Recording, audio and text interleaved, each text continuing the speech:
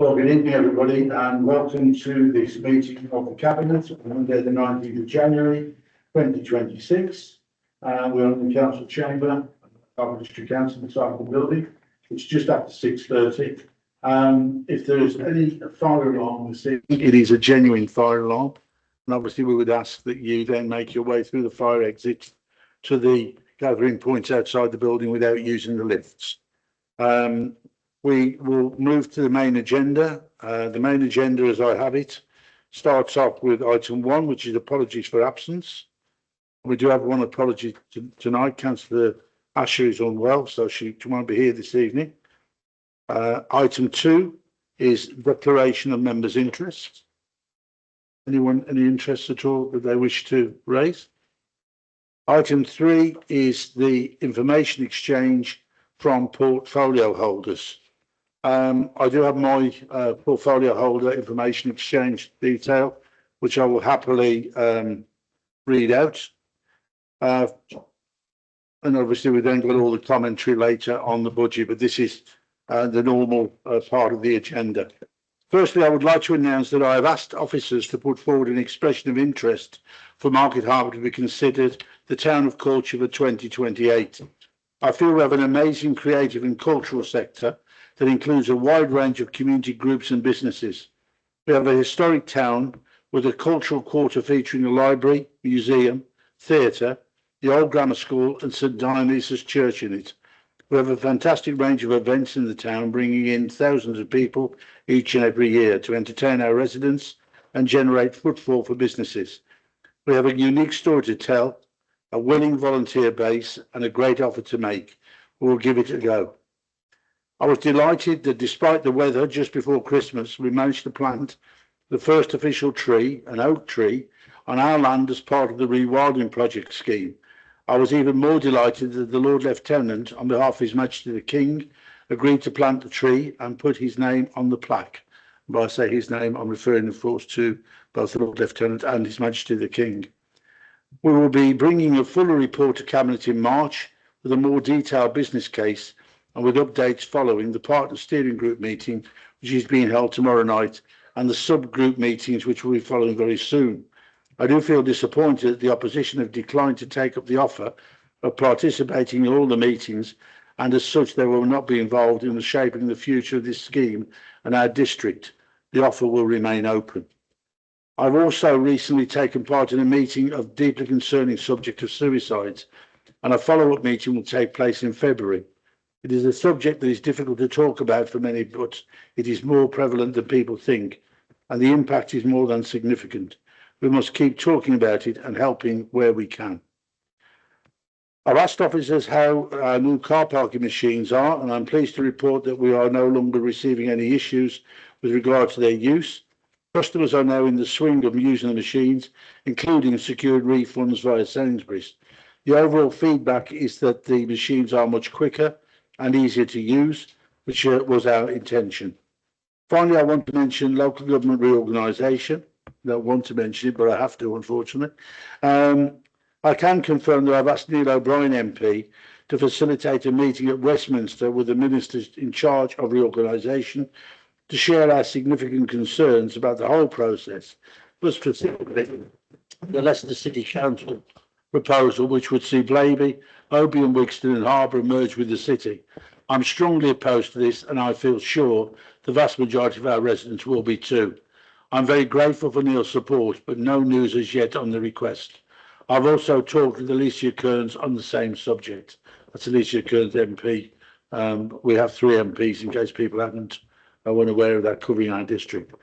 I also visited the House of Lords last week for a district council network briefing, which was helpful. It was clear that the government intend to keep pushing on with their reorganisation proposals in a rushed timeline that, in my view, makes no sense.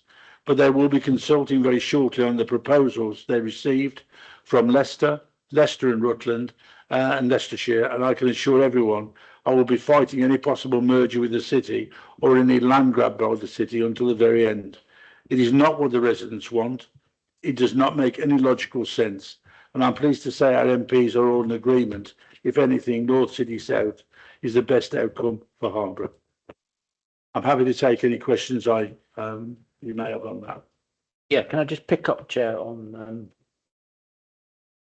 the position of MPs? So we've now got a situation where two of the MPs covering the district support North City South. Yeah, You mentioned you'd had a meeting with Lisa Kearns. Now, my understanding is her position is she doesn't oppose it, but she's not prepared to make a statement to support it. That I want to understand that correctly. I think it's support the community. Yeah, I think it's fair to say that Alicia Kearns is in a very difficult position, and as much as she's trying to balance Rutland and all the other parts of the area of her responsibility, she had we had a very open and very honest discussion, and she was genuinely very interested to hear what I was saying, and she was extremely receptive to what I was saying to her.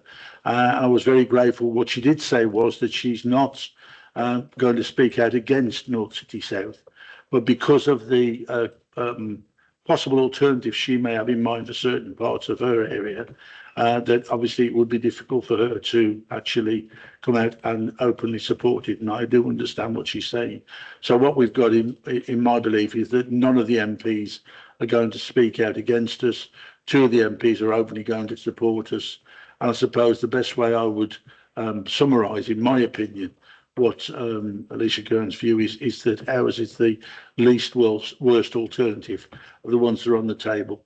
And I think it means that obviously from our point of view, I would hope that at some point she will openly support us. But I think we're probably some way away from it because I think she's got other irons in the fire that she wants to actually handle first and to look at before she would consider that. But at the moment, I think that's a fair assessment of where we are. Okay, thanks for putting that on the record. Anybody else? Any questions at all? No? Okay. Jim, do you want to start with your information exchange? Yes, thank you, Leader. Happy to do that. So, members will recall that in the autumn of 2024, virtually the whole finance team left within weeks. This was a long-standing team who had considerable corporate memory and technical knowledge, especially regarding the implementation of the new finance system. In February 2025, the auditors disclaimed the 2023-24 accounts, citing issues primarily with capital debtors and creditors. Now, since February 2025, the finance team have made every endeavour to remedy the specific issues previously raised by external audit, as well as produce the 24-25 accounts over the autumn of 2025 and early winter of 2026. The audit of 24-25 accounts has been undertaken, but producing the accounts and the audit has been very challenging due to the loss of corporate knowledge of both the accounting practices and the new system. At this time, the work on capital debtors and creditors is complete. In respect of capital, there was early feedback from the auditors that the work was good. In respect of debtors and creditors, this work has entailed significant rebuilding of reports and sorting of information. But in December, the auditors were able to extract samples which they weren't able to for the 23-24 audit, and all information has been returned to them by the required deadline. With regard to the bank reconciliation, this has been immensely challenging. The team have routinely stated that they will reconcile 24-25 transactions and have succeeded to do so via very manual processes, resulting in an unreconciled balance for the year of 27,000, which is 0.02 of all 24-25 cash transactions. Work remains to sort out the final 23-24 brought forward balance and to deliver the 25-26 bank reconciliation, including automation where possible of elements of the bank reconciliation process. And the aim is to have the entire bank reconciliation process and associated work completed by the summer of 2026. In respect of all other technical areas, the accounts, there has not been any negative commentary. As previously reported to the Audit and Standards Committee, it is expected that the auditors will again issue a disclaim audit option of opinion in February for the 24-25 accounts. However, all members need to be reassured that the finance team continue to work extremely hard to remedy the issues relating to the accounts and ensure that the finance system is working optimally. So the 26-27 budget setting, as a recap of the process, back in December, Cabinet approved the 26-27 budget principles, and in the same month, scrutiny considered a report and agreed recommendations in respect of special expenses. Tonight, Cabinet is considering the draft 26-27 budget and medium-term financial strategy. And on Thursday, the budget will be considered by the joint overview and scrutiny panel. And then in February, the final 26-27 budget and MTFS will be considered by Cabinet and then recommend its adoption, including the council tax, to council later in the month. In respect of tonight's draft 26-27 budget, this is the culmination of highly collaborative process that started last summer, and Cabinet and officers have discussed extensively how they are meeting agreed corporate priorities and our community's ambitions and where further service investment is needed. Over the following months, these discussions have continued and has culminated in tonight's draft budget, which is an extremely positive movement in the continued excellent delivery of services to our residents and businesses, as well as maintaining strong levels of reserves over the medium term and financial stability. And with all of this being achieved in the macro financial environment that continues to be challenging for both local government and our communities. Members should also note that this budget also includes the government's provisional settlement, which is the financial settlement that has resulted from the government's new funding regime. It is clear that the new funding regime is diverting resources to more deprived areas of England. But it's also fair to say that we have weathered this potential storm well, even though we are the second most severely impacted council in England. Through our prudent approach to budget setting and budget management, the impact has not been as bad as it could have been, which means we have remained financially sustainable over the medium term, and that has enabled us to continue to invest in our community. So current actions and events, Harbour Enterprise and Innovation Centres, both Enterprise and Innovation Centres continue to have 100% occupancy. The remediation works at the Symington building are well underway and proceeding well, including the work scoping of the work undertaken phase 2 development. The LED lighting project at the Symington building is complete other than the final snagging work. Tonight, Cabinet will consider a report on the development of the Wadkin Pavilion at Thurnby, a project that has been long in development. And as mentioned previously, next month's Cabinet will be considering the final budget and MTFS, and later in the month, Council will be asked to approve the 2026-27 Council tax budget. Leader, that is my report. Thank you, Jim. Just one question from me, really. We've obviously mentioned there about the auditors and the qualified report back on that. Can you just give us a little bit more detail on that at all? When's that likely to? Yeah, I'll be happy to pass over to Clive. Thank you very much. Yes, through you, Chair. Yeah, so that will be coming to the audit committee later in February. Thank you. Yep. And that will give the reasons there for the Yep. qualification and everything. Yep, it will. Okay, that's lovely. Duly analysed. Duly analysed. Okay, thank you very much indeed. Thank you for that, Jim. Anybody, any questions for Jim at all? No? Okay, that's lovely. Thank you.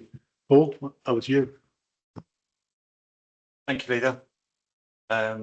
Yes, so I'll start with elections and democratic services. On elections, we did have the by-election in the Logan ward. This was conducted successfully with a respectable turnout. Upcoming events include the House on the Hill neighbourhood plan referendum, which is scheduled for the 26th of February, and planning for the Market Harbour Community Governance Review referendum in consultation with a newly established working group. The absent voter review, the absent voter renewal exercise, which began in June 2025, is concluding at the end of this month. And out of 13,229 forms sent to electors with postal votes over 3 years old, a 70% response rate was achieved. Outstanding forms are being followed up with a reminder and deletion letters to maintain an accurate and robust postal vote register.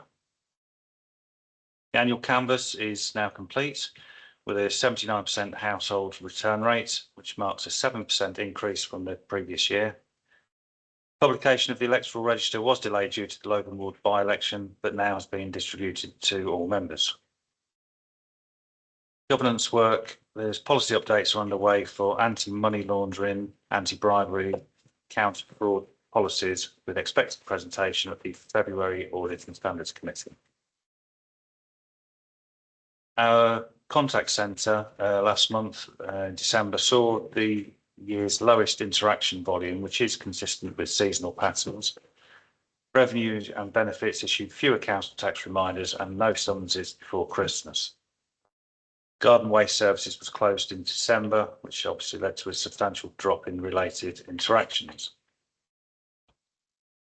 On human resources issues around recruitment, we've had one democratic service officer start in December with no internal movers and 3 leavers. Learning and development, it was alluded to earlier, but there's a new suicide prevention course which has been launched on the learning pool and is recommended for all staff to complete and all councillors. If councillors need any help to gain access to the training, please contact officers.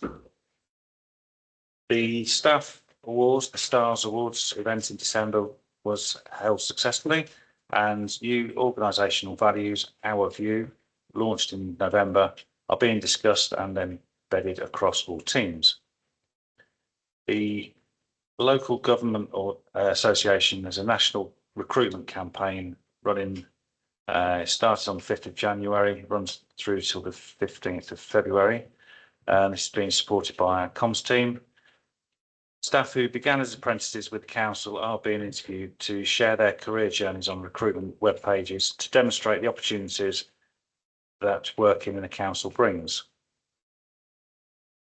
On the wellbeing element, the Healthy Workplace accreditation, the council achieved the committed Healthy Workplace accreditation in 2025 after staff consultation and development of an action plan. In 2026, efforts will focus on achieving the Empowered accreditation by reassessing workforce health and wellbeing needs and promoting healthy workforces across the whole district. And finally, on housing, the housing team continues to face high demand. In December, there were 42 new homeless approaches, which is a 50% decrease from October, which is likely to be influenced by the office closure during the last week of December. But then upon reopening, there was 20 new homeless applications were pending, which suggests there'll be a rise in the January figures. The council's portfolio of owned properties remains unchanged in December, but there is anticipation to complete the purchase of up to 2 properties between January and March this year. Additional funding of £466,000 from LAF3 has been awarded to purchase 2 more 2-bedroom properties for temporary accommodation and a 3-bedroom house for an Afghan family. A long-term void property in Eden Court has been returned to use. with 2 further properties undergoing refurbishment, targeted for availability by the end of January. Lastly, in December 2025, the council provided 1,402 nights of temporary accommodation, with 428 nights, so just under a third, provided in council-owned or leased properties, equating to about 40 households accommodated at any time. Thank you. Thanks very much, Paul. Anybody, any questions at all on the information from Paul there, housing numbers or anything like that? No? Okay, thanks for that, Paul. Okay. Simon? Thank you, Chairman. We're making good progress concerning the necessary statements of common ground with stakeholders and consultees concerning our local plan. These remain aimed at addressing outstanding concerns that stakeholders and partners may have on the local plan. So ideally, they are mitigated in time for the local plan to be considered for submission in spring. Progress remains good and productive concerning cross-boundary discussions with neighbouring councils to ensure the plan fits well with the emerging spatial strategies of partners. Preparatory technical work continues apace to support the development of a community infrastructure levy SIL charging schedule across the district, and the local plan advisory committee has been looking at this in quite considerable detail, asking a lot of questions, and we are making good progress there, and there will be a report coming forward to Cabinet next month. The government has published another national planning policy framework just before Christmas again, and officers are reviewing this to identify what it means for our district. An example of one key change is that the new draft proposal to introduce national development management policies for the first time, and there are other key strategic changes. The director is working with officers to explore capacity to brief members on the new NPPF, and whether the council will need to make comments on it during the period of consultation that ends in March. Obviously, lots of work is happening at the moment on the local plan. Some significant planning applications we're all having to deal with, and so we will need to integrate that with other pressing work. In fact, I will just pause there and say that I think that that planning service has probably never been so busy that I can remember in the last probably 15 years, both the national change obviously being required of us, but just general activity. But we are getting on with the job, and the fact we've put additional resources into that department, it's a good job we did, Joan, because if we haven't, we really would be struggling now. So key decisions coming forward in the future, and obviously upcoming key decision concerning the submission of the local plan for examination. This will be coming before Cabinet at the meeting on the 2nd of March. This is probably one of the most significant decisions that Cabinet and then full council will need to make prior to local government review. In light of this, our officers are focusing very much on this period between now and then. So, you know, you've got the message, it is a priority for us and a priority for the council to bring this forward. There will be further meetings of the local plan advisory committee as necessary to make sure that we get the work done and bring it forward. Just hot off the press today, I would just like to inform Cabinet that an appeal in my own ward for 230 dwellings following an application that was turned down by the committee earlier this year has been withdrawn. I personally think that is due to a decision taken by the planning committee just before Christmas to grant a smaller site in that locality, but obviously it was a decision by the appellants to withdraw their large appeal. I would just like to thank officers because that was contingent on getting the 106 done, and it's been done in breakneck speed.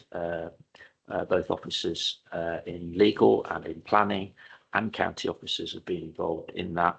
I asked them all to prioritise it, and they've come up trumps and done it, and that's enabled the decision on the smaller site to be issued today, and within hours the appeal was withdrawn. So it's a good outcome, in my opinion. Thank officers for putting in that work very quickly. Thank you, Chair. Well said, Simon. Well put. Definitely thank you to the officers for that one. Anybody, any questions at all to Simon? No? David, do you want to make any comment as a director of planning with regards to the comments that Simon made? Because I know he covered some of these new areas. Chairman, that would very little really, just to say that this change to the National Planning Policy Framework is probably the genuinely biggest and most significant change to the document since the National Planning Policy Framework was first introduced back in 2012-13. At that time, the government had what they called a bonfire of planning policy guidance notes to reduce the amount of guidance that was out there for local authorities, and the documents got significantly thicker again in this latest draft. So there's a lot in there to go through. It's a significantly different document to how it has been for the last 12, 15 years or so. So we look at it with a great deal of care. Thank you, Thank you, David. Chair. Thank you. You're going to have a busy portfolio, Simon, over the next few months. Darren? Thank you, Leader. Okay, so on flooding, at the beginning of winter, we revisited our emergency planning protocols in preparation for any flooding incidents. Fortunately, so far, we haven't seen anything on the scale of last year, but we remain ready to respond if that's the case. On car parking, the new car parking machines have now been installed in Market Harbour and Lutterworth and have been positively received. Residents have commented that they are faster and easier to use than the old ones. And just as a reminder, there are no plans to increase the car parking charges. Environmental services, our fleet of brand new refuse and recycling vehicles has now been ordered following procurement and they have started to arrive. The remainder of the fleet will be delivered throughout the year as it becomes available. The procurement is now well underway for the new environmental services contract from April 2027 to cover all aspects, including refuse and recycling collections, green waste collections, trade waste collections, grounds maintenance and street cleansing. A number of bidders have been taken through to the next stage of the process, invitation to submit initial tender, and I am pleased to confirm there is strong interest. On fly tipping, the council recognises that this is a high priority issue for the residents, and a number of multi-agency meetings have taken place recently with the aim of increasing innovation in our approach and working closely with our neighbouring authorities, particularly in hotspot areas. Provision has also been made in the draft 26-27 budget to increase our fly tipping response service, including a new vehicle and staff resourcing. On climate change, we're now closer to the delivery of our new electric car charging hub and the new rural car charging provision. And further detail will be made available as the plans progress. That's my update. Thank you, Darren. I know when the Chief Executive and I have been going around to the parish councils, the amount of them that come up with it immediately, fly tipping. It's a big, big concern out there. Really, really is. Anybody, any comments or questions at all for Darren? No. Okay. Well, thank you very much for that. Right. We'll now move on to the council champions update, which is item 4 on the agenda. Now, unfortunately, this evening, Councillor Taylor can't be here. She has been through the report. Another one who's actually got problems with illness, with these viruses that are going round. So I will read this out on her behalf. It says that she's delighted to present the report as the Council Member Champion for Equality and Diversity. The Council's 2025 Workforce Comparison Report has been published on the Council website. The Council has a duty to report annually regarding characteristics of its staff, and this helps report to identify and compare representation of the Harbour District Council workforce with the community we support. Overall, the results were pleasing. When compared to 2024 statistics, there have been an increase in younger employees and a slight increase in employees aged over 65. This is a positive and more reflective of, it's positive and more reflective of the district community. There has also been an increase in employees from ethnic groups other than white, whilst permanent staff figures are still not as high as demographic statistic. Percentages are more reflective in the council's temporary workers and the new starters. So I would expect this to be reflected within permanent staff levels over the coming years. I'm also pleased to note the number of council staff who were happy to declare that they have a physical or mental health condition which has lasted or is expected to last 12 months or more. This increase in reporting suggests a supportive and safe working environment. The council works hard to ensure that all staff feel supported at work and has introduced policies to assist everyone to be able to achieve their full potential in the workplace. This includes making adaptations where necessary to help people remain within the workforce and raising awareness of barriers some people within the workplace may face. For example, colleagues with neurodiversity, to ensure that they are better supported by managers and colleagues at work. If you would like to read the report, it can be viewed via a link on the Equality and Diversity page of Harbour District Council's website. Updated guidance. A new guidance document for Harbour District Council managers and staff has been written in response to new legislation and responsibilities in relation to protections from sexual harassment, which were recently enacted as part of an Equality Act update.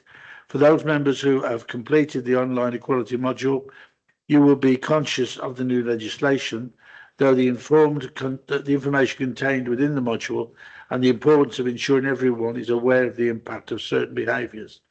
If you have yet to complete the updated equality module, then you can access this via your Learning Matters account. New helpline service to support victims of anti-Muslim hate. In wake of increased anti-Muslim hate in the UK, the British Muslim Trust has launched a new helpline service for victims. This helpline service runs from 10 a.m. to 3 p.m. Monday to Friday and can be accessed via a number of different channels, i.e. phone 0808 172 3524, which is a free number. Email support@britishmuslimstrust.co.uk. WhatsApp, SMS or live chat. All contacts are handled by Muslim staff to ensure there is a cultural and religious understanding of the context of the incidents and support required. Details of the support helpline have been shared with staff, partner agencies and communities, but I would appreciate members sharing details with residents so that people can get specialist support if needed. For further details, you can visit the British Muslim Trust website. As a reminder, a hate incident is any act, targeted act, directed at someone because of who they are or who someone thinks they are, motivated by an individual's disability, race, religion, sexual orientation, or transgender identity. Within Leicestershire and Rutland, hate incidents and hate crimes are recorded against these 5 categories, as well as including a category for any other perceived difference in order to align with Leicestershire's police recording of hate. If you know of any incident you think is hate related, you should report it, and you can do this by contacting the police, reporting via the hate incident report form, which is hosted on the Leicestershire County Council website, or by reporting to a local hate incident reporting centre, which for our district includes us here in the Harbour District Council, as well as Broughton Astley, Lutterworth and Market Harbour libraries. Tackling loneliness. Before Christmas, staff at Harbour District Council donated over 70 Christmas cards and wrote messages on them. Once completed, the cards were then passed on to the Community Champions team at Vassal, who distributed them to residents across the district who would be alone for Christmas, just to let them know that people were thinking of them. Just working to help young people, not educated or employment. Sorry, working to help young people, not in education or employment. Staff from the council have worked with colleagues from other agencies and organisations, including DWP, Harbour Building Society, Mind, NHS, etc., to set up a pilot project to help young people within the district who are not in education or employment. The project identified key areas which would benefit the young people and provide them with confidence and skills to start making progress towards applying for jobs. The first cohort successfully completed a course of 5 sessions and provided very positive feedback. Hopefully this project will continue so that the further local young people can benefit too. And then passes on her thanks to the Cabinet and says she's very happy. If anyone has any questions, you can drop an email to Lynn and she'll be very happy to pick that up. I think it's quite a comprehensive and very useful report. Has anybody got any comments they wish to make at all? No? Okay.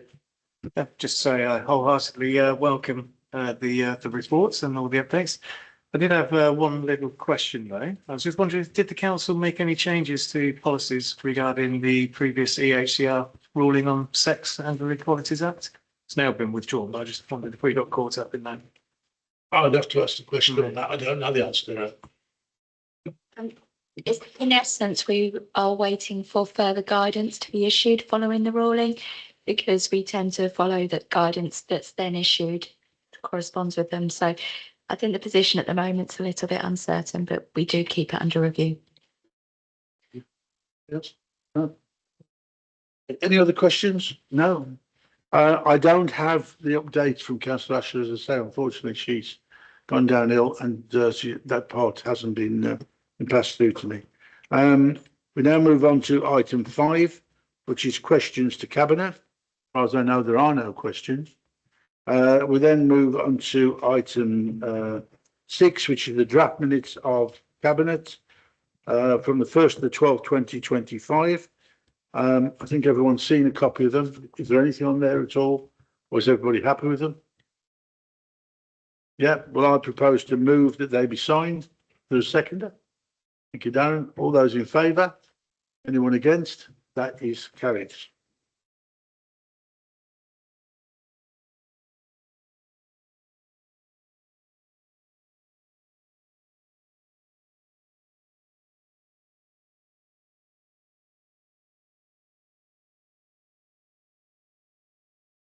Okay, now before we move on to the Watkins Way Pavilion, I just realised at the start of the meeting we didn't do the usual thing of going around the table to make sure everybody knew who everybody was, which was a bit remiss. I think we can very quickly just whiz around just in case there's anybody who doesn't know who we are.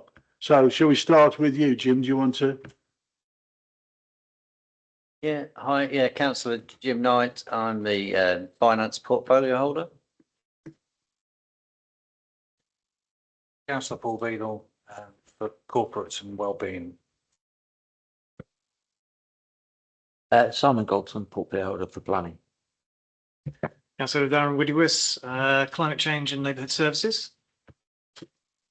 I'm Leah Nickelborough, Head of Democratic Services, Elections and Monitoring Officer.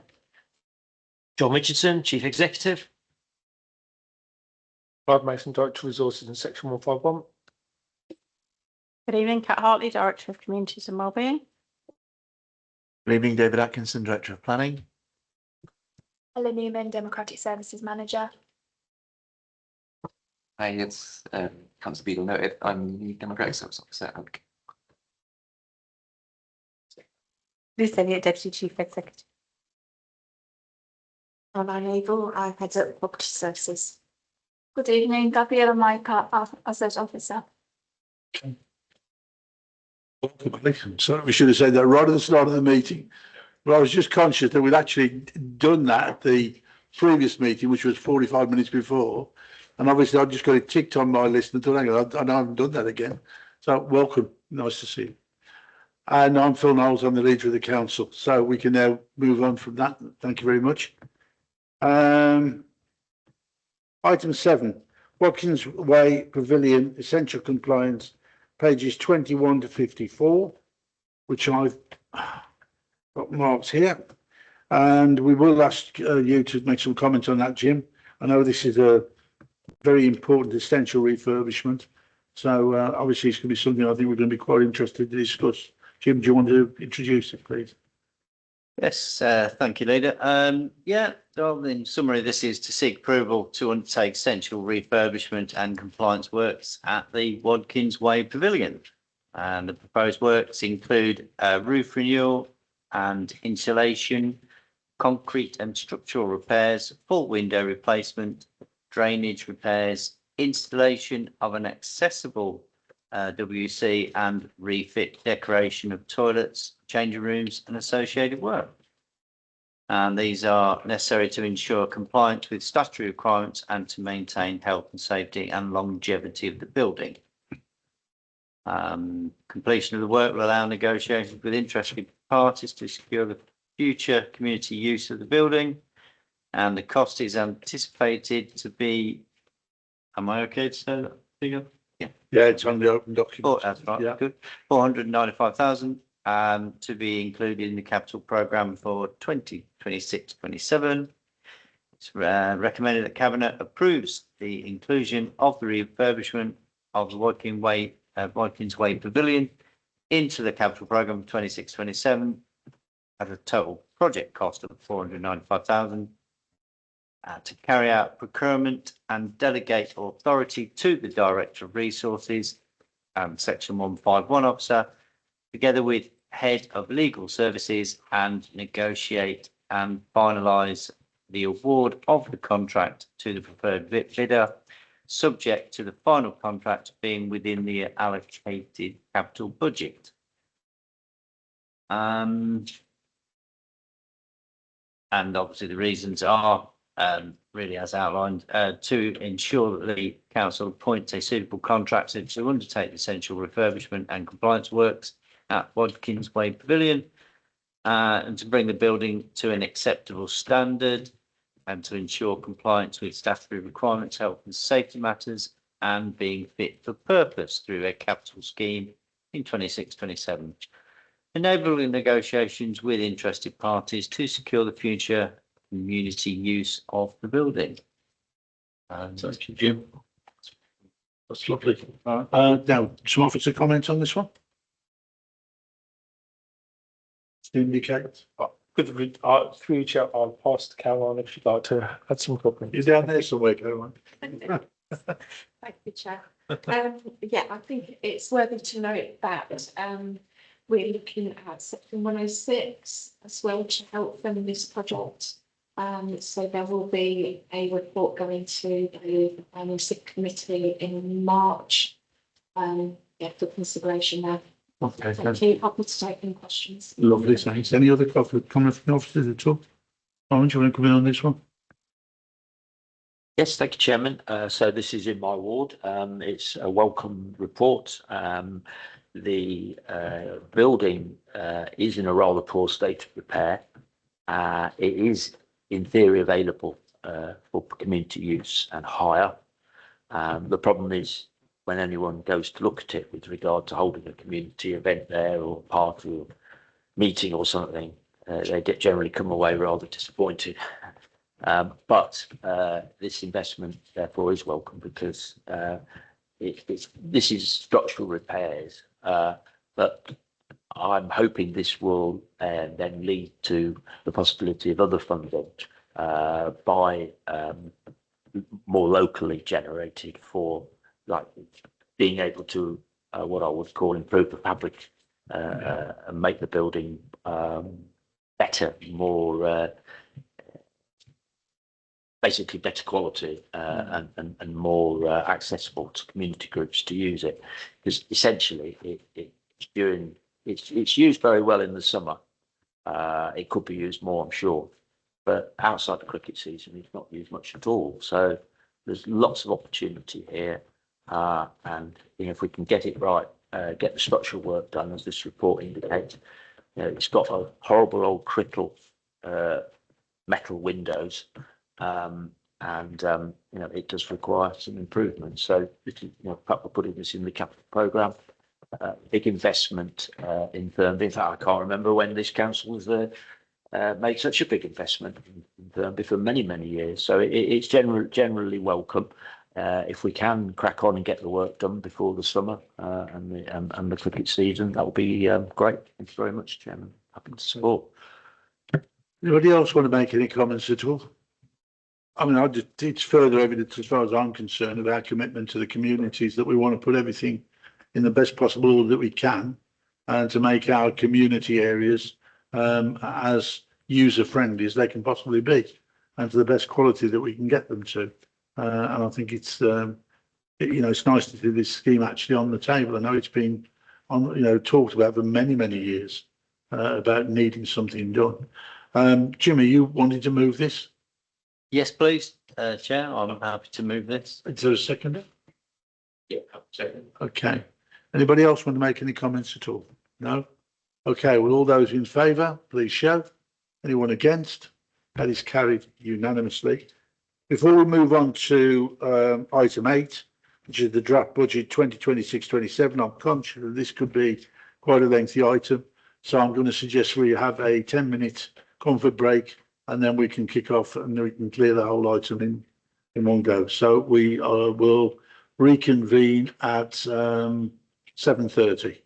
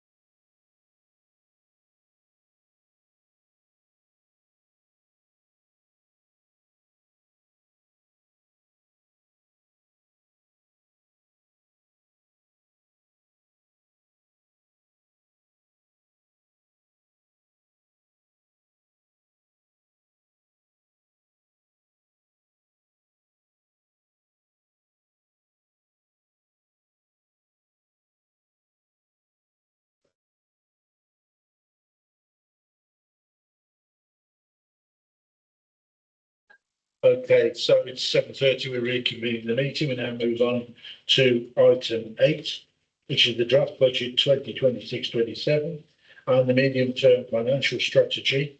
We have done things slightly different this year. For the portfolio holders will be presenting parts of the information within their own budgets. So I'd like to start off by inviting you, Jim, as the finance portfolio holder, to lead us into the budget. Thank you very much, Leader. Yes, I will begin. So earlier this evening in my information exchange update, I gave a general commentary on the 26-27 budget setting process. And now I'm presenting the draft budget report for 26-27, the budget in general. So, Leader, this is our third budget as an administration, and I truly believe this is the best budget yet. It delivers to all our communities on many fronts, and tonight we will be presenting the budget slightly differently, as you've outlined. I will give the overall picture and then I'll ask Cabinet members to relay how the budget relates to their portfolio. Before I discuss how the budget directly relates to my portfolio, I'd like to make some general comments as the portfolio holder for finance. So firstly, I'll be asking Cabinet members to consider giving every household in the district a decrease in their general council tax on a Band D equivalent. A 5% reduction is equivalent to just over £9. Now, I recognise, Leader, that this will be outweighed by likely increases by other precepting councils, but we would be doing our bit to directly support our residents during the continued cost of living crisis. And clearly freezing council tax or increasing it by 2.99% also remain options. And also this year we are proposing to put right an historic wrong in respect of council I'll try that again, in respect of special expenses. We will be proposing to charge localities properly for grounds maintenance work undertaken in their areas, as is required by the council special expenses policy, and that was approved back in 2016. This putting right was reviewed by scrutiny back in December and endorsed.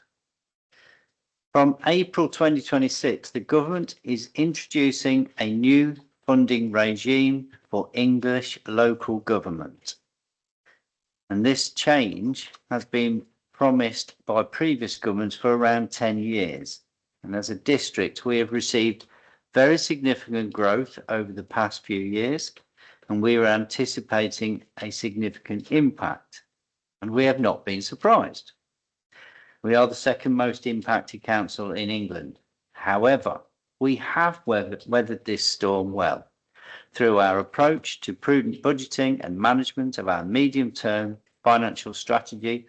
The grant that we expect to receive, assuming it doesn't change in February, leaves us in a slightly better position than our MTFS prediction or predicted for the 26-27 years. The government has listened to local government and has now given councils a 3-year funding settlement. This gives councils more certainty going forward and allows for proper planning and uses of resource. However, as we all know, we are on a timetable for local government reorganisation, which only gives Harborough District Council 2 years left. So we have decided to only make we have decided it only makes sense to point to construct a 3-year MTFS. The budget is currently balanced for 26-27, but will require use of our sustainability reserve for 27-28 and 28-29.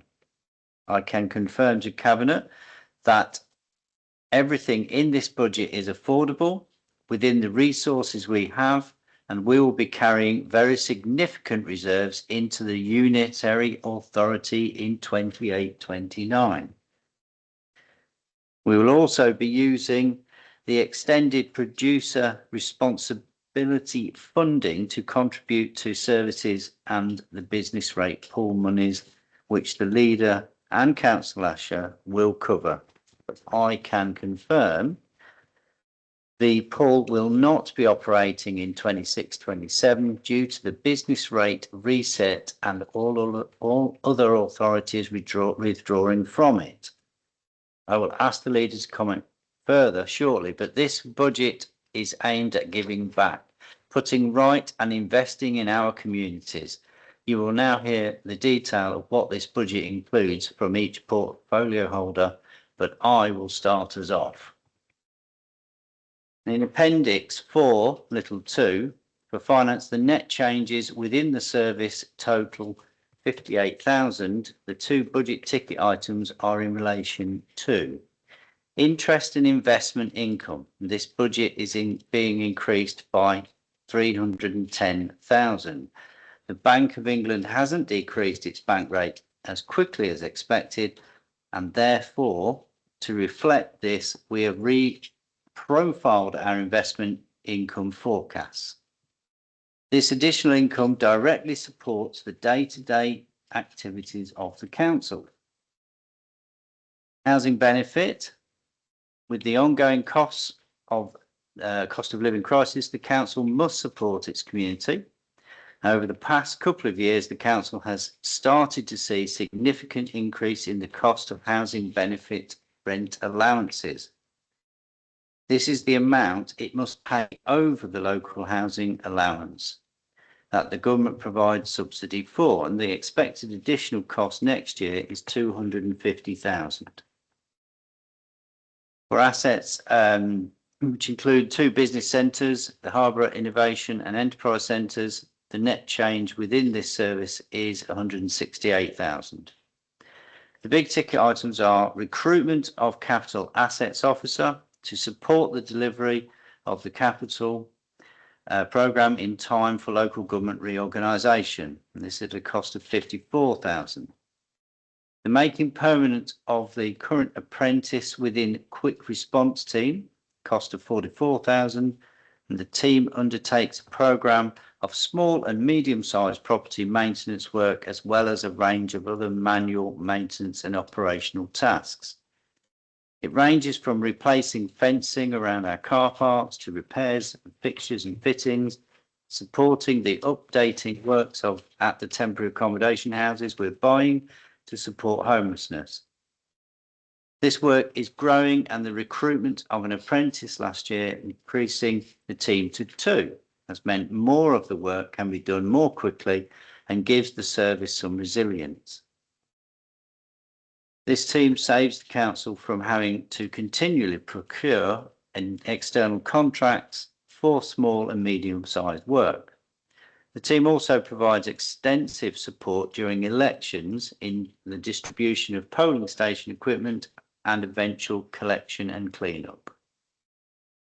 So utilities and facilities management costs. Overall, this cost is a net 41,000.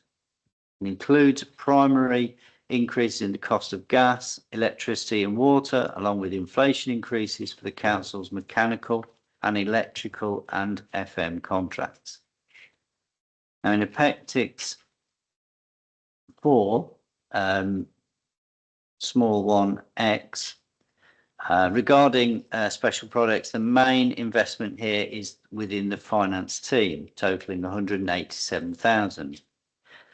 This is to undertake a fundamental finance governance review, including processes relating to debtors and expanding direct debit use, which should generate processing efficiencies in due course. This work is also required in preparation for local government reorganisation. In Appendix 7, the capital programme, there are several fantastic projects that are currently allocated to the assets team, and these include a new depot. Now the council has required the land, it is now working closely with colleagues within the environmental team to develop a new depot for the new waste contract. This is an investment of 3.5 million, and further details will be brought forward in due course.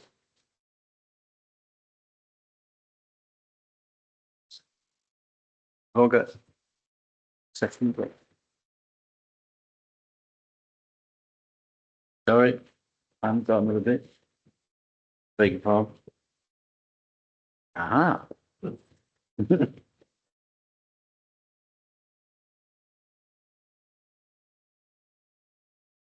Phase 2 of the Symington building last month, Cabinet agreed the phase 2 work, and these works are now scheduled and included in the capital programme totalling 1.1 million.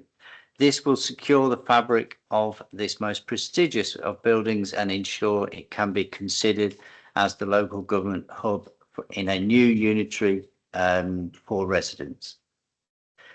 We will also be proposing to refurbish the Welland Parks Bowl Pavilion into a new community use venue and bring the former Bowls Green into use as a new community events arena, which can hold fairs, markets, shows, performances, kids' activities, and much, much more.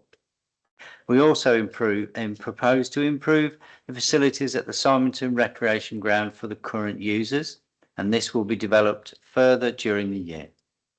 The Wadkins Pavilion in Thurnby, it has been in need of refurbishment for several years, and we're now proposing to undertake the work scoped out by Pick Everard, and this will ensure the continued use of this valuable community asset, which is a fantastically designed building on the recreation ground. Over 356,000 in the works for Market Hall and Market Harbour, including refurbishment of the toilets and replacement of the boiler, with hopefully much greener alternative, helping us to move towards our ambition of net zero by 2030. And numerous smaller works supporting essential maintenance at closed churchyards across the district. So I'll now hand over to yourself, Leader, and then all of my Cabinet colleagues who will run through the budget items in their portfolios before I come back and have a final comment on the report. Over to you, Lee. Thank you, Jim. First of all, turn the mic on, we're doing well. Well, thank you, Jim, and thank you for the work that you and Clive have put in, along with his team, in creating the third budget of our administration. I particularly like the way you've phrased the budget as giving back, putting right, and investing in our communities, which I wholeheartedly support. We all know how the cost of living is affecting our daily lives, whether it be prices in the shops or our bills. We can play our part in helping residents, maybe in only a small way, but we can do our own bit. And I think that's to be commended, Jim, I really do. The report presents three options for council tax: increase by 2.99, which we did last year, freeze or reduce by 5%. We fully understand the implications of each one, but we are told that they are all affordable and it is our political choice. Well, I will be recommending that we reduce council tax by 5% to give back to our residents. And what that will mean is that since we got elected over the last 3 years, we have actually reduced council tax to lower than we came into power. And I think that is an incredible achievement and something we can be very proud of.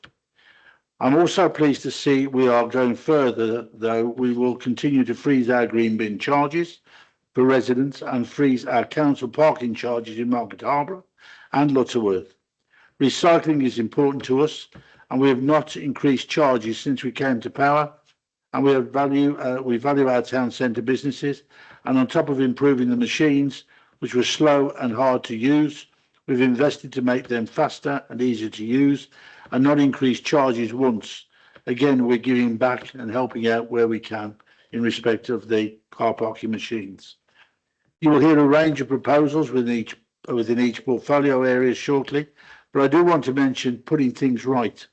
We've spent almost 3 years doing this already, and we will continue. We've sorted out our leisure centres with investment. We've found a depot site and now procuring a waste contract. We have a local plan nearly ready to present to council to regain control of our green fields that are under constant threat from speculative development but have more to put right. Our special expenses policy has not been delivered correctly since it was agreed in 2016. So we are having to put it right. And when I say 2016, you should remember that is fully 7 or 8 years before we took control. So we are having to put it right, and in doing so, also protect those spaces for the future by ensuring they are funded by parish areas and not the council or the new unitary authority, which may look to disinvest in them over time. So we will put it right and give them greater protection. In terms of investing in communities, I'm pleased to say that we will be using the business rate pool funds from 23-24 and 24-25 to invest in economic development and regeneration activities in a number of places. I have always felt it was wrong that we didn't support Broughton Astley Parish Council more when they bravely invested in a leisure centre for parishioners.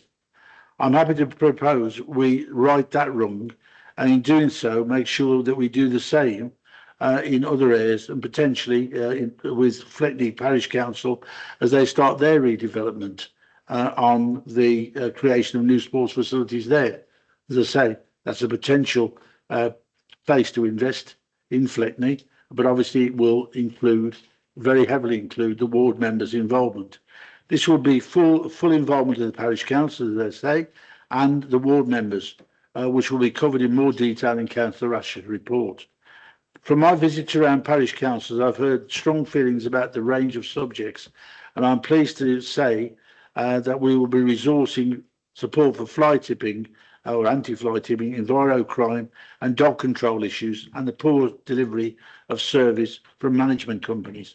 We will be addressing all of those. You said these were important, and so we will do what we can to help. That help extends to investing in our community assets too. We all know that Harbour District is one of the happiest places to live in the country. It's broad range of community groups, community facilities and volunteers that make it so. Our draft proposals put a further £1 million into the community grants programme, making it £4 million. We're helping to keep our district one of the best places to live. I won't say anything further at the minute, as the portfolio holders will give more details, but as I say, Jim, I think I fully support what you said. This is our third budget and it's the best one yet. I think from there we would now move over, and obviously, Darren, would you like to lead in with your comments on your portfolio, please? So do we'll do, Leader. You've been stealing some of my thunder there. I know we're going to repeat things tonight, but I think this is a story that's well worth repeating. They've left those out, so you can keep it. Right. So firstly, I'm pleased to provide the budget highlights for my portfolio for 26-27, covering environmental services, neighbourhood services and climate change. Firstly, I can commit to continuing all our existing budget provision, which includes those neighbourhood services valued by our residents. This year, we have put significant investment, over £5 million, into a new fleet of refuse and recycling vehicles, and we're now taking delivery of these. Procurement will start during 26-27 for the second phase of the fleet purchasing, and we're already reviewing the numbers of street sweepers and the street sweeping frequency in response to feedback from communities that they would like to see more. This year, we've also successfully rolled out our new car parking machines, which are now much faster and easier to use. We will continue to invest in our car parks in 26-27 through an ongoing maintenance programme, including relining and resurfacing, and installation of new rural car charging facilities, and a new solar car charging hub in the Commons car park that will take place. Investment will also continue into our parks and open spaces, building on the new provisions such as the Friendship Park and East Midlands in Bloom award-winning service for the 4th year. So for 26-27, we want to go even further, and in particular respond to what our residents and community is telling us is important to them. Therefore, a number of additional and special budget initiatives are proposed.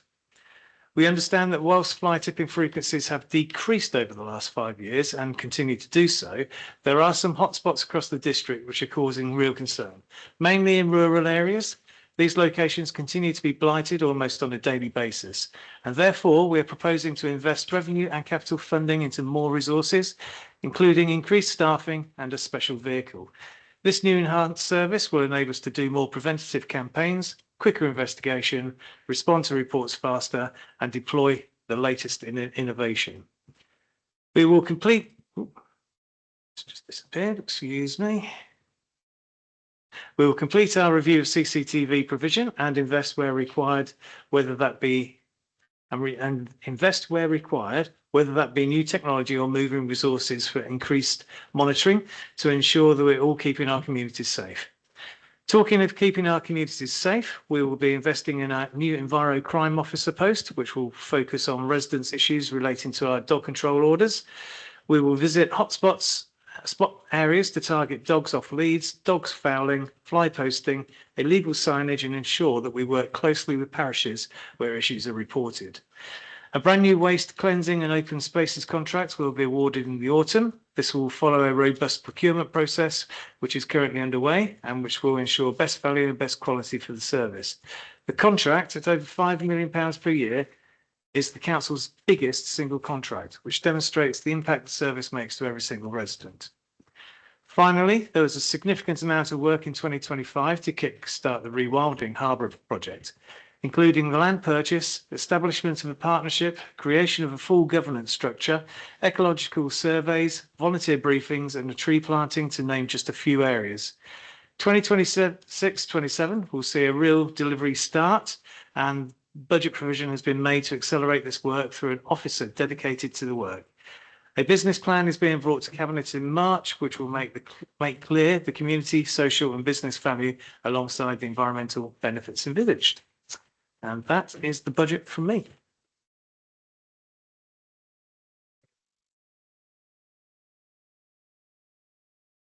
Good news in every portfolio. I've got Simon Wilton. Simon, would you like to come in next? Yes, thank you, Chairman. So my report really focuses on the priorities that the planning service and my portfolio is focused on very much, and the fact that we are making provision in the budget to adequately resource this work. And, you know, I've already mentioned the importance of the local plan, and we're going to commit to continuing the budget provision that delivers the forward-thinking planning services in terms of development management, dealing with planning applications, and also strategic and local plan policy. And as members are aware, we've already made significant investment into the local plan, and I'm pleased to say that essential further investment being made in 26-27. That's to ensure that the plan continues to make strong progress through the independent public examination, obviously subject to decisions yet to be taken by members. And really, this is the way, the only way, in my opinion, that we will be able to get the plan prepared and get back into a situation where we have a plan-led system rather than having to deal continuously with speculative planning applications.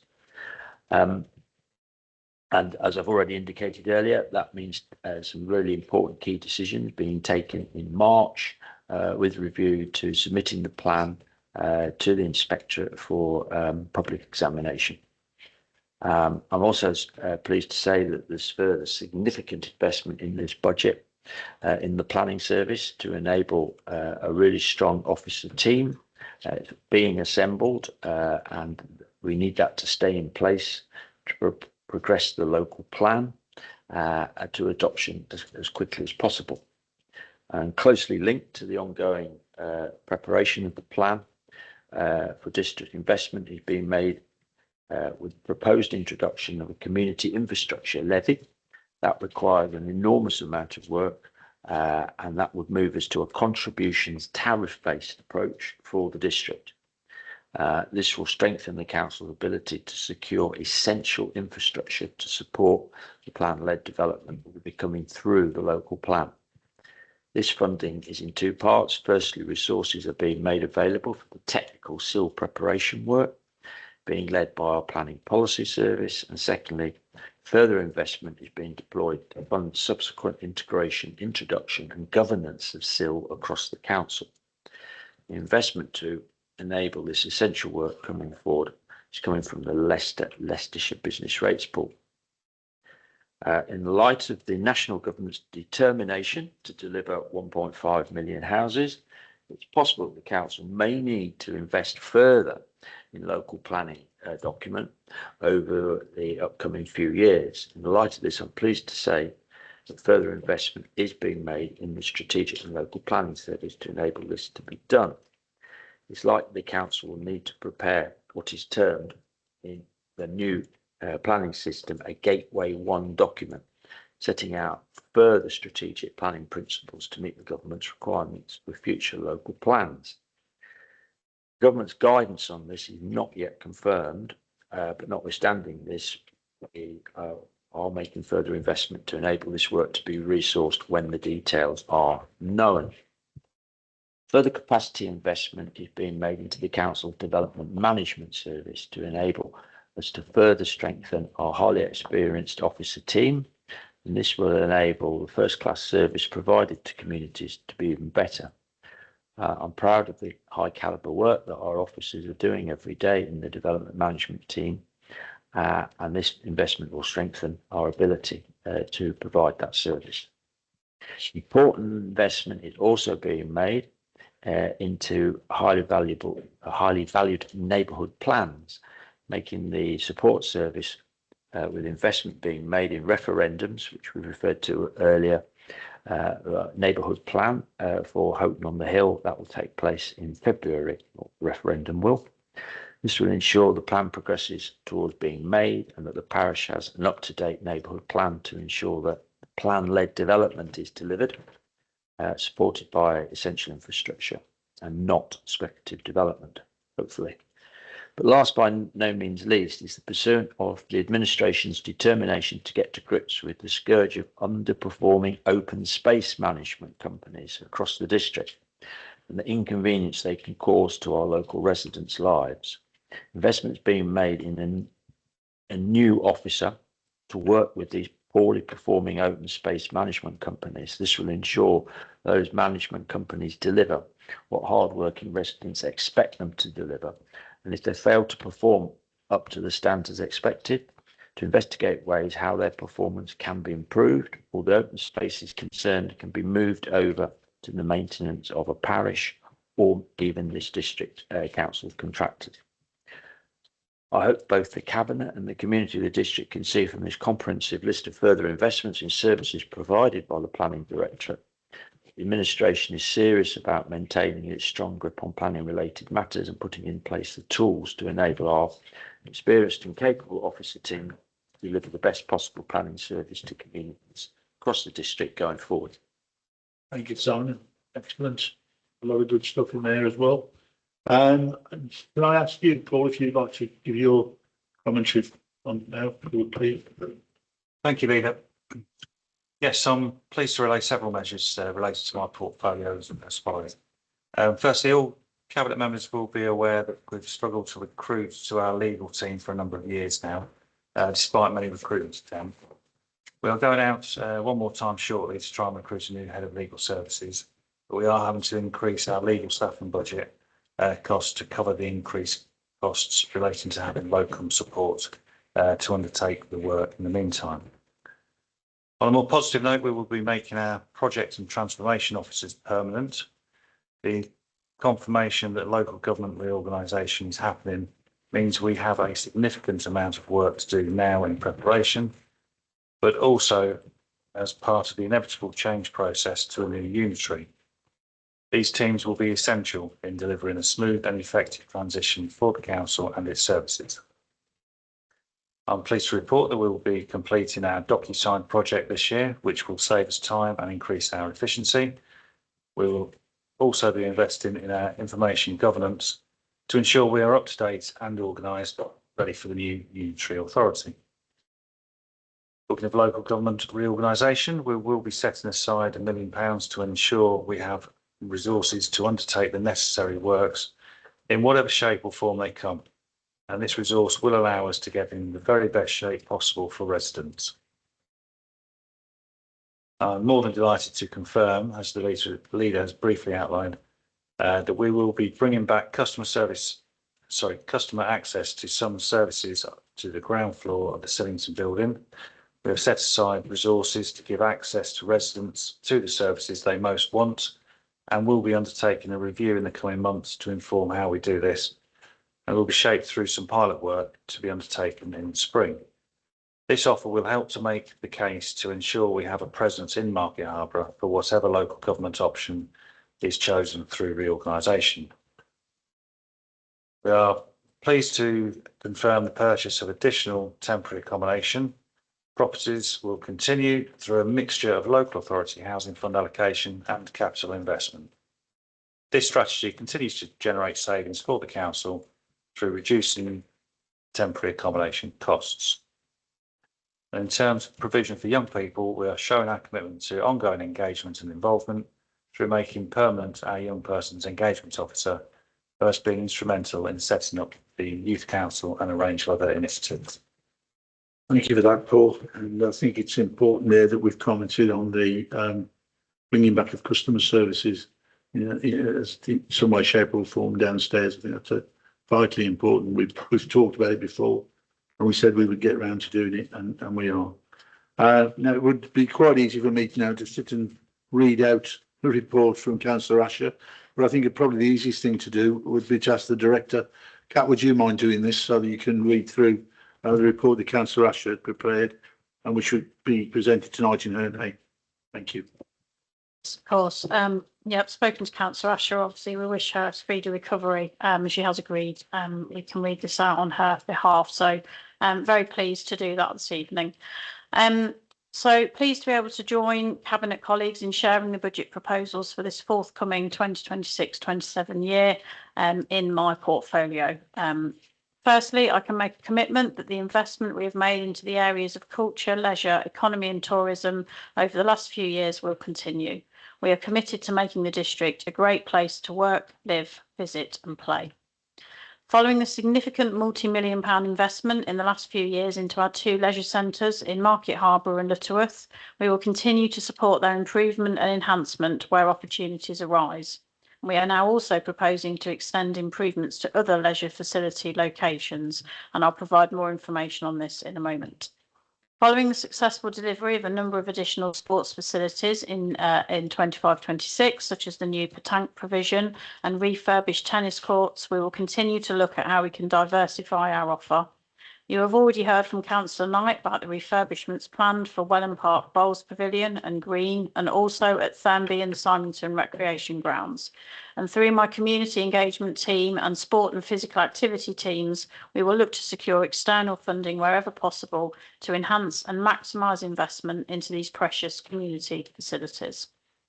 I am delighted to announce a further £1 million into our community grant programme for this forthcoming year, and this will be a fourth year and make it £4 million that we've made available for parishes and communities to use. This has made such a difference since its announcement in 2024 and has already funded so many vital community projects, ranging from small but crucial community kitchens through to solar panels, minibuses, benches and much, much more. We will also be delivering business grants, enabling our local economy to grow and to prosper, creating jobs and keeping spend local. We will progress all our remaining UK SPF, UK Shared Prosperity Fund projects to completion during 2026, helped by an extension of the deadline to complete spending until the 31st of September this year, which comprises a diverse range of projects from business grants to almost £1 million in improvements to town centre public realm for Lutterworth. We will continue to support events and programmes which celebrate our cultural heritage and place, including St George's Day, Remembrance Day and Pride. For 2026-27, we want to invest even further into our place and communities, and a number of additional and special initiatives are proposed. The Council is currently part of a business rates pool arrangement which releases money back to local authorities on an annual basis. The criteria for spend is related to economic development and regeneration, and the Council has received its share for 23-24 and 24-25, equating to approximately £1.7 million. As the leader has already mentioned, we are proposing to give this money back to our residents and businesses through the following projects, which align with the criteria for strengthening our economy. Market Harborough, £500,000 to support the facilitation of a boutique cinema or nighttime leisure offer in the town if a suitable venue or building can be identified. It is widely acknowledged that enhancing the nighttime economy in Market Harborough would create new jobs as well as new activities for our young people. Lutterworth, £250,000 to support a town centre project to be developed with the Town Council, which will support local town centre businesses to prosper. Broughton Astley, £250,000 to support the Broughton Astley Leisure Centre, recognising that the District Council did not contribute at the time of its initial development, and we have been listening to the parish and residents who would like the car park improved. Fleckney, £250,000 to support a similar community project, perhaps as one example to support the Fleckney Sports Complex development to ensure we do contribute at the outset of this important provision, unlike Broughton Astley. For both of these areas, ward member involvement is key and they will be important in shaping any proposals. Indeed, this will be a requirement. There will also be funds set aside for the next local plan Gateway 1 works and the introduction of SIL, which Councillor Gordon has already covered. And finally, the remaining funds will be used by the Economic Development team to deliver our new economic development strategy approved by Council last year. Thank you, Chair. Thank you, Kath. I think we can say collectively that is an incredible budget. I'd like to hand back to you now, Jim, for you to draw all the strands together and to progress. Yes, thank you. And thank you, everyone. As I stated earlier, really is, in my view, our best budget yet. And you've just heard the range and variety of budget proposals that we will now go out and consult on and take to scrutiny for their comments. So in summary, this is a great budget. It touches every aspect of what our administration and the council is aiming to achieve for all of its community, whether this be residents, businesses or visitors.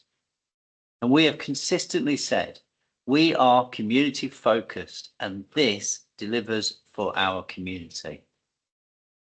It also invests in our primary resource, our staff. And without them, none of what we as the administration and as local politicians wish to achieve will be achieved. And I therefore have no hesitation, Leader, in recommending this and proposing this budget. Thank you. So, Jim, for your proposing the 5% reduction and the budget as laid out. Yes, that's what I recommend. No, they wants to come in. I don't think, do you mind? I think it's apparent to me that you're all very supportive of a lot of the proposals and as things emerging in the budget. I think sometimes when the public hear that, and Jim mentioned we're about to go out to consultation on some of these proposals, people think, brilliant, okay, we've got this money, we're going to spend it right away. And actually, the things within the budget, it'll go to council in February, taking into account the consultation feedback. And then as officers, we work with you to develop those proposals more, to make sure we've done the right things in terms of business cases and so on, so the public are getting the best value, as well as the money that you want to see going out into their community. So these things don't happen right way overnight, but we go through the right due processes to make sure that we're delivering a sound budget. Okay, thank you for that, Leah. I want to invite somebody. Who'd like to second that comment? Happy to second it, just to emphasise that obviously these are budget proposals. We're not agreeing it tonight. Exactly. It's for full council and we're going to go to scrutiny later this week. Absolutely. And there's an opportunity for anyone else to have their say before it comes back here in a little under a month. And then we'll make a final recommendation to full council, which will set the budget and the council tax. So this is not the end of the road. There's some way to go. But these are proposals that Jim's been. I think the important thing to say is that we have to thank our officers, particularly our head of finance, for an incredible amount of work that's gone in on this to get us to where we are now. Because what we have, and I think you used the phrase several times, Jim, this is an incredible budget that we are proposing to deliver for our communities. We're proposing to help them with the cost of living, albeit in our own small way. We're continuing to invest in our communities as best that we can. And we're trying to get everything in place as best that we possibly can.